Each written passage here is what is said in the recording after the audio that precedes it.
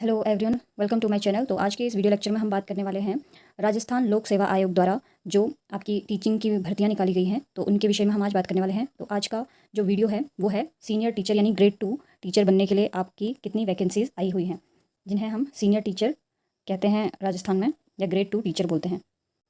यानी कि senior teacher grade 2 इसे बोला जाता है, जिसे हम आम भाषा में हम कहते हैं कि टीजीटी टीचर। जो टीचर होते हैं आपके 6 to 10th तक जो आप पढ़ाते हैं, उसके लिए ग्रेड 2 टीचर यहाँ पे बोला गया है। तो यहाँ पे 10 विषयों में आपकी ये भर्ती आई हुई है: हिंदी, अंग्रेजी, संस्कृत, गणित, विज्ञान, सामाजिक विज्ञान, उर्दू, पंजाबी, सिंधी, गुजराती में। और टोटल जो वैकेंसीज़ हैं आपकी 6500 वैकेंसीज़ हैं। अब इसकी एक एलिजिबिलिटी देख लेते हैं कि आपको ग्रेड 2 टीचर बनने के लिए क्या क्या एलिजिबिलिटी चाहिए है। तो देखिए, ग्रेड 2 टीचर बनने के लिए अगर आपने हिंदी, अंग्रेजी, गणित, संस्कृत, उर्दू, पंजाबी, सिंधी एवं गुजराती विषय के लिए अगर आप टीचर बनना चाहते हैं, तो आपके पास होना चाहिए ग्रेजुएशन, और उसके साथ ही आपके पास एक डिग्री होनी चाहिए जिसे हम बीएड कहते हैं। ठीक है, ग्रेजुएशन प्लस आपके पास बीएड की डिग्री होनी चाहिए। ये आपकी एलिजिबिलिटी है हिंदी, अंग्रेजी, गणित, संस्कृत, उर्दू, पंजाबी, इन सभी विषयों के लिए। सिमिलर वे में जो जिन्होंने विज्ञान विषय से ग्रेजुएशन किया है, उनके ग्रेजुएशन में लगभग 2 सब्जेक्ट ऐसे होने चाहिए जो जैसे कि फिजिक्स केमिस्ट्री होनी चाहिए, या केमिस्ट्री जूलॉजी होनी चाहिए, या जूलॉजी केमिस्ट्री बॉटनी, इस तरह से। तो इन सभी सब्जेक्ट में से 2 सब्जेक्ट मिनिमम आपकी ग्रेजुएशन में होनी चाहिए, प्लस आपका बीएड डिग्री आपके पास होनी चाहिए। उसी तरह से सामाजिक विज्ञान के लिए आपके पास ग्रेजुएशन होना चाहिए, प्लस आपके पास बीएड होना चाहिए। और जो ग्रेजुएशन में सब्जेक्ट हो सकते हैं आपके optional: history, geography, economics, political science, sociology, public administration and philosophy, ये सब हो सकते हैं आपके। और दूसरा एलिजिबिलिटी यहाँ पे मांगी गई है कि आपको हिंदी की नॉलेज होनी चाहिए और राजस्थानी कल्चर की नॉलेज होनी चाहिए। और कौन से अभ्यर्थी यहाँ पे आवेदन कर सकते हैं? तो ऐसे अभ्यर्थी जिनका अंतिम वर्ष की परीक्षा में सम्मिलित हो चुके हो, यानी कि अगर आपकी शैक्षिक अर्हता के, यानी कि अगर आप बीएड के फाइनल ईयर में भी हो, तो भी आप इस फॉर्म को भर सकते हो, आवेदन करने के पात्र होंगे। और प्रतियोगी परीक्षा से पूर्व, जब भी आपकी परीक्षा होने वाली है, उससे पूर्व आपका जो शैक्षिक अर्हता है वो कंप्लीट हो जानी चाहिए। वेतन की बात करें तो यहाँ पे मैट्रिक्स लेवल 11 है आपका, और जो आयु सीमा है आपकी 18 वर्ष से 40 वर्ष तक होनी चाहिए। और ये जो एज कैलकुलेट करोगे आप 1 जनवरी 2026 को करोगे। और आयु में जो छूट है वो राजस्थान के जो पुरुष हैं, चाहे वो अनुसूचित जाति, अनुसूचित जनजाति, अन्य पिछड़ा वर्ग, अति पिछड़ा वर्ग, आर्थिक रूप से कमजोर वर्ग हो, तो उनको 5 साल का रिलैक्सेशन मिलेगा यहाँ पे। और राजस्थान की ही अनुसूचित जाति, अनुसूचित जनजाति, अन्य पिछड़ा वर्ग, अति पिछड़ा वर्ग, आर्थिक रूप से कमजोर वर्ग की महिला अगर हैं, तो उन्हें 10 वर्ष का यहाँ पे रिलैक्सेशन मिलेगा। और सामान्य और अनारक्षित वर्ग की अगर महिला हैं कोई भी जनरल कैटेगरी की, तो उन्हें 5 वर्ष का रिलैक्सेशन यहाँ पे मिलेगा। कोई विधवा महिला है या डिवोर्सी महिला हैं, तो उनको अधिकतम आयु में कोई सीमा नहीं है इसके लिए। स्थान में जो दिव्यांगजन हैं उनको 5 वर्ष का छूट मिलेगा यहाँ पे। अब जो चयन प्रक्रिया होगी आपकी, वो आपकी प्रतियोगी परीक्षा के माध्यम से होगी, और आवश्यकता पड़ने पर आपकी उत्तर पुस्तिका के मूल्यांकन में स्केलिंग, मॉडरेशन या नॉर्मलाइजेशन की जो पद्धति है उसको अपनाया जाएगा, यानी कि मेरिट के आधार पर आपकी नियुक्ति की जाएगी। अभी हम बात करेंगे परीक्षा आपकी कितने डेट में होने वाली है, और परीक्षा का माह कौन सा रहेगा आपका। परीक्षा योजना और पाठ्यक्रम आपका किस तरह से होगा? प्रतियोगी परीक्षा के रूप में आपका जो एग्ज़ाम है वो लिया जाएगा, और वस्तुनिष्ठ प्रश्न इसमें होंगे, और इनका जो विस्तृत पाठ्यक्रम है वेबसाइट पे अलग से आएगा, वो भी मैं नेक्स्ट वीडियो में कवर कर लूँगी। इसके बाद आपकी आवेदन आप कब से कर सकते हैं? 19/8 से आप 17/9/2025 तक यहाँ पे आवेदन कर सकते हैं, 12 बजे तक। इसके लिए आपको एक OTR जनरेट करना पड़ता है, तो 1 टाइम रजिस्ट्रेशन आपको जनरेट करना पड़ेगा राजस्थान की वेबसाइट पे, rpsc.rajasthan.government.in पे जाके आपको वहाँ पे 1 टाइम रजिस्ट्रेशन करना पड़ेगा, जिसमें आपको अपनी सारी डिटेल्स भरनी होती है, जैसे अपना नाम, जन्मतिथि, और आपका जेंडर, और आपकी जो जिस भी एग्ज़ाम के लिए आप भर रहे हैं आपको उसकी एजुकेशनल क्वालिफिकेशन डालनी होती है। तो ये सब आपको ध्यान से भरना होता है, क्योंकि कुछ चीज़ें इसमें ऐसी होती हैं कि आपकी जो डिटेल एक बार भर गई तो वो चेंज नहीं होती है। और उसके बाद आपको एक OTR नंबर मिलता है आगे फॉर्म को भरने के लिए। और अगर ऐसा कोई अभ्यर्थी है जिसने OTR पहले से भरा हुआ है, तो ऐसे अभ्यर्थी sso.rajasthan.government.in से लॉगिन करके सिटीजन ऐप G2C में उपलब्ध रिक्रूटमेंट पोर्टल का चयन करेंगे। OTR नंबर संख्या के आधार पर ऑनलाइन आवेदन कर सकते हैं। और एक बार आपने OTR जनरेट कर दिया तो उसमें आपका नाम, पिता का नाम, जन्मतिथि, लिंग, सेकेंडरी समक्ष परीक्षा विवरण, आधार कार्ड में किसी भी प्रकार का संशोधन किया जाना संभव नहीं हो पाएगा। इसलिए OTR भरने से पूर्व प्रोफाइल में अंकित शैक्षणिक दस्तावेजों सावधानपूर्वक मिलान सुनिश्चित कर लें।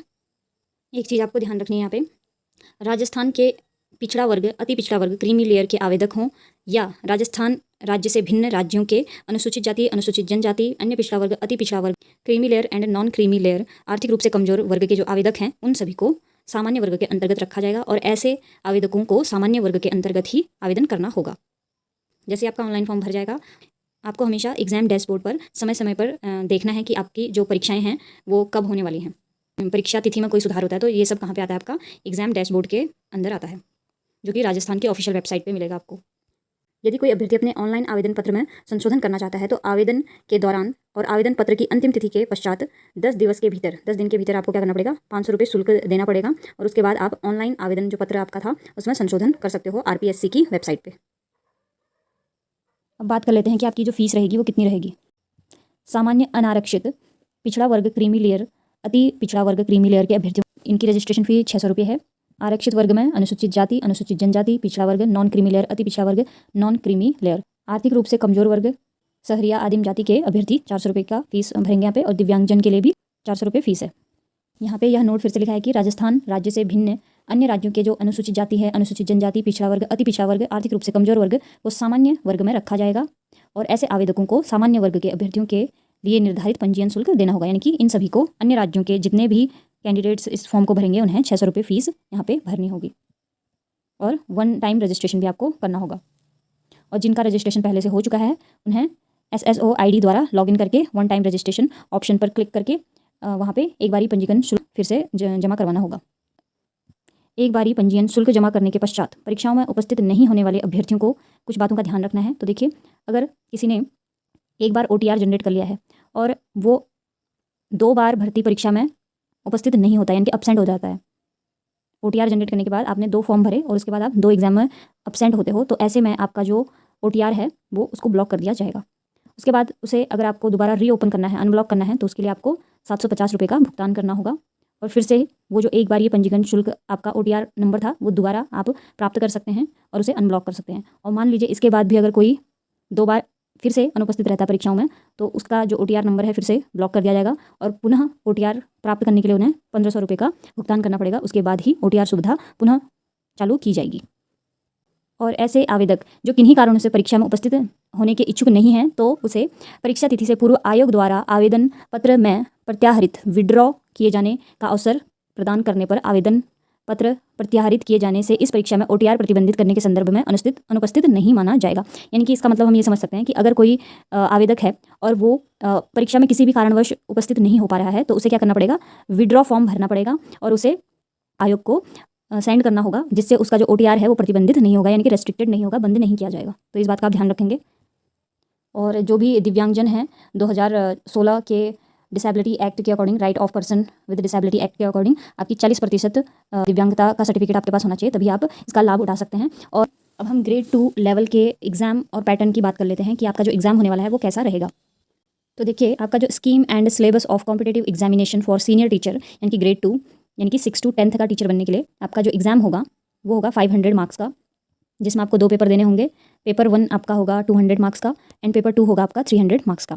जो पेपर 1 होगा आपका उसमें 200 मार्क्स का पेपर आएगा आपका। ड्यूरेशन आपकी 2 घंटे की रहेगी और इसमें 100 क्वेश्चन आपके होंगे जो कि मल्टीपल चॉइस क्वेश्चन होंगे। और इसमें जो सब्जेक्ट रहेंगे आपका पेपर 1 में वो रहेंगे geographical, historical, cultural and general knowledge of Rajasthan आपको पढ़नी होगी। उसके बाद करंट अफेयर्स ऑफ राजस्थान आपको पढ़नी होगी। General knowledge of world and India पढ़ना होगा और एजुकेशनल साइकोलॉजी आपको पढ़नी होगी। और इसी में आपको 5वां पॉइंट ध्यान रखना है कि इसमें निगेटिव मार्किंग होगी 1/3 की। 1/3 मार्क्स की आपकी जो निगेटिव मार्किंग होगी इस एग्ज़ाम में देखी जाएगी पेपर 1 के लिए। और इसमें आपका जो क्वालिफाइंग मार्क्स है, रॉन्ग आंसर का मतलब ये है कि अगर आपने 1 से ज़्यादा आंसर भी टिक कर दिए हैं तो आपका रॉन्ग आंसर माना जाएगा। और मिनिमम आपकी जो क्वालिफिकेशन होनी चाहिए वो 40% मिनिमम होनी चाहिए। अगर 40% से कम मार्क्स आपके आते हैं एग्जाम में तो आपको डिसक्वालीफाइड माना जाएगा। और इसके अलावा 5% का रिलैक्सेशन मिलेगा शेड्यूल्ड कास्ट और शेड्यूल्ड ट्राइब्स को, जो कि राजस्थान के मूल निवासी होंगे, उन्हें दी जाएगी।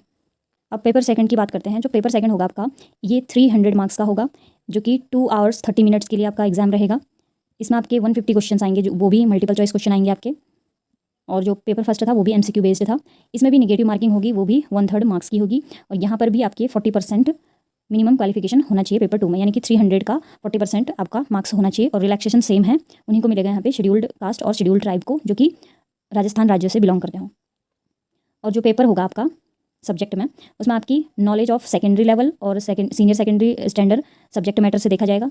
और ग्रेजुएशन स्टैंडर्ड आपका देखा जाएगा रिलेवेंट सब्जेक्ट से। और teaching method of relevant subject, इससे आपके क्वेश्चन आएंगे 300। इसके अलावा आपको ध्यान में रखना है कि आपके पास जो OMR शीट आएगी उसमें आपके पास 5 ऑप्शंस होंगे। 4 ऑप्शन तो आपके OMR के लिए होंगे कि आपका ABCD इस तरह से 4 ऑप्शन होंगे आपके, जिसमें से 4 में से कुछ ऑप्शन आपके सही होंगे। लेकिन यहाँ पे लिखा गया है कि it is mandatory to fill 1 option for each question. तो अगर आपने पेपर 1 दे रहे हो, भले पेपर 2 दे रहे हो, तो आपको हर ऑप्शन भरना जरूरी है। यहाँ पे ये रूल है, if not attempting a question then you have to darken circle 5। अगर आपने 4 ऑप्शन में से आप कोई भी क्वेश्चन को अटैम्प्ट नहीं कर रहे हो और आपको उसका आंसर नहीं पता है, तो आपको OMR शीट में 5th नंबर का सर्कल को भरना है। अगर आप वो 5th नंबर का सर्कल नहीं भरते हैं देन आपका 1/3 पार्ट ऑफ मार्क्स काट दिया जाएगा। इसके अलावा आपको 10 मिनट्स का टाइम दिया जाएगा इन सर्कल्स को फिल करने के लिए। अगर आपके 10% से ज़्यादा क्वेश्चन ऐसे होते हैं जिनको आपने 5 नंबर पे सर्कल नहीं किया है, जो ऐसे छोड़ दिए हैं बिना सर्कल किए, तो आप डिस्क्वालीफाइड हो जाएंगे वहाँ पे। अगर आपके मोर देन 10% क्वेश्चन ऐसे हैं जिनको आपने सर्कल में गोला नहीं भरा है आपने 5वें नंबर का, अगर आपको नहीं आते हैं तो आप ऐसे ही छोड़ाएं तो आप तब भी क्या हो जाएंगे, डिस्क्वालीफाइड हो जाएंगे यहाँ पे। अब इसके अलावा हम बात कर लेते हैं कि जो आपका एग्जाम होने वाला है इसका, वो कौन सी डेट को होने वाला है और आपके पास कितना समय है इस टीचिंग पोस्ट की तैयारी करने के लिए। तो देखिए, आपका जो सीनियर टीचर एग्जामिनेशन है 2025 का, जो कि 10 सब्जेक्ट के लिए था, आपका जो एग्ज़ाम होने वाला है वो है 12/7/2026 से 18/7/2026 तक। यानी कि आपकी जो परीक्षा की तिथि है वो भी अब राजस्थान लोक सेवा आयोग अजमेर की जो ऑफिशियल वेबसाइट है वहाँ पे आ चुकी है। यानी कि आपके पास काफ़ी समय है, अभी जुलाई का महीना है, अगले साल जुलाई में आपका एग्ज़ाम होना है। तो आपके पास काफ़ी टाइम है इस एग्ज़ाम की प्रिपरेशन करने के लिए। आपको जीके पढ़नी है और आपको अपना सब्जेक्ट पढ़ना है, जिस भी सब्जेक्ट से आपने ग्रेजुएशन कर रखा है तो वो सब्जेक्ट आपको पढ़ना है। आपको अपने सब्जेक्ट से रिलेटेड 10th + 12th और आपका ग्रेजुएशन लेवल का नॉलेज होना चाहिए और टीचिंग का नॉलेज होना चाहिए। तो इसी से रिलेटेड आपके क्वेश्चन आएंगे और बाकी आपकी जो जीके है वो पूरी राजस्थान से रिलेटेड आएगी। अगर आपको इस वीडियो के रिगार्डिंग कोई भी डाउट एंड क्वेरी होता है, OTR से संबंधित या एग्ज़ाम फॉर्म कैसे भरना है इससे रिलेटेड, या क्या क्या पढ़ें, कहाँ से पढ़ें, तो इस चीज़ से किसी भी चीज़ में आपको कोई भी डाउट होता है तो आप मुझे कमेंट करके पूछ सकते हैं। ज़्यादा से ज़्यादा लोगों को इसको शेयर कीजिए ताकि और लोग भी इसका फॉर्म भर पाएँ। काफ़ी पोस्टें यहाँ पे देखने को मिल रखी हैं। अगर आपने ग्रेजुएशन किया है और आपके पास B.Ed की डिग्री है तो आपके लिए ये काफ़ी अच्छा मौका है टीचर बनने के लिए। तो आप बहुत अच्छे से मेहनत करके तैयारी कीजिए। आज के लेक्चर में इतना ही है। Thank you so much. अब हम नेक्स्ट लेक्चर में हम बात करेंगे स्कूल लेक्चरर बन सकते हो तो कैसे बन सकते हो, उसमें कितने पोस्ट पे आपकी वैकेंसीज आ रखी हैं, कितने पद आ रखे हैं, कौन कौन से विषय में है, आपकी आयु सीमा कितनी होनी चाहिए, क्या क्या एग्जाम पैटर्न क्या क्या है, तो ये सब हम नेक्स्ट लेक्चर में बात करेंगे। अगर आपको इस वीडियो से संबंधित कोई भी और जानकारी चाहिए, कोई डाउट है, क्वेरी है, तो आप मुझे पूछ सकते हैं। थैंक यू सो मच मेरा वीडियो देखने के लिए। Please do like, share and subscribe to my channel. Thank you so much.